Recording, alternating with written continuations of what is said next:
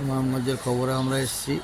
এখানে আমাদের একটা লাইভ প্রোগ্রামের ব্যবস্থা করেছে এবং প্রচুর আন্তরিকতা, সম্বর্ধনা, শুভেচ্ছা এটা জানিয়েছে।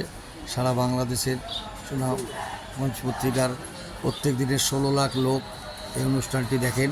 এটা আমরা আরও কৃতার্থ এবং আনন্দিত যে এত সুন্দর একটি জায়গায় সুনামগঞ্জের খবরের এসছি এবং অনুষ্ঠান। যাই হোক বন্ধুরা, এটা আমাদের সব বড় বড় পাওনা। ভালো থাকবেন। সুনামগঞ্জ পত্রিকার জয় হোক, এই আমাদের শুভকামনা রইল ভারতবর্ষের শিল্পীদের পক্ষ থেকে। সুনামগঞ্জ খবর